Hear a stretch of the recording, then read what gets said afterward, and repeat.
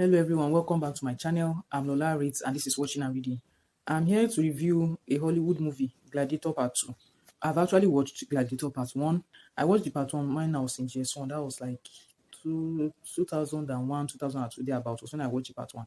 So I was glad that the Part 2 had come out. And honestly, I don't know why it took so long for them to make the Part 2. But it's here anyway. This Part 2 follows the story of Lucius. Right. Lucius is married to Aisha. They stay in Numindi. They are being attacked by Roman soldiers, the fight, but in the end, the Roman soldiers win the war. Aisha is unalived and Lucius is taken away as a slave to Rome. So when they get to Rome, they meet they're introduced to the whole of the Roman Empire, and we see that the Roman Empire has twin emperors, Geta and Caracallas, if I'm not mistaken. So those are the twin emperors that are ruling Rome at the same time together. These male slaves are taken apart and they are, they undergo a test to see the people who can fight for the battle. And Lucius is one of the men selected. So he's selected and he's trained to be a gladiator. And so the whole movie is just about Lucius's adventure in the Roman Empire. The way he fights in the gladiator wars to the top, right? He discovers that the general's wife is actually his biological mother. That's Lady. And then the whole Lucius's ancestry is explained to us.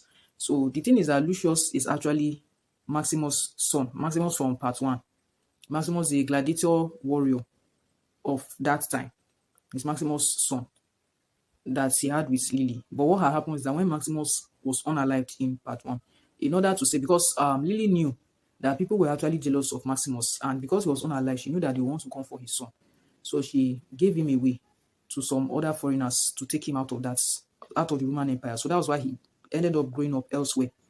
But unfortunately now he was brought back to Rome to be a gladiator just like his father. There was also power tussle between General Eustace. General Eustace was actually looking for how to overthrow the twin emperors so that he can sit on the Roman throne. So that politics was also there.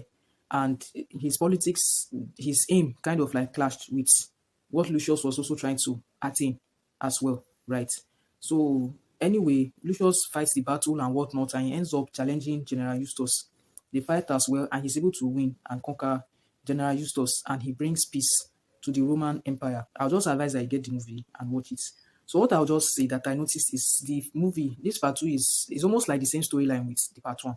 The only difference is that Lucius, like Maximus, I felt it was unnecessary because it was a little bit the movie was a bit dragged. It dragged a little bit. It was upsetting that even after repeating what had happened in Part 1, they still dragged it unnecessarily. Like, I felt like the movie would have gone faster than it did. But anyway, that's that about the movie. I just play ran it down. So if you're interested in watching ancient Roman movie, this one will be a very wonderful one for you as well. So that's that about this review. See you in the next one. Bye.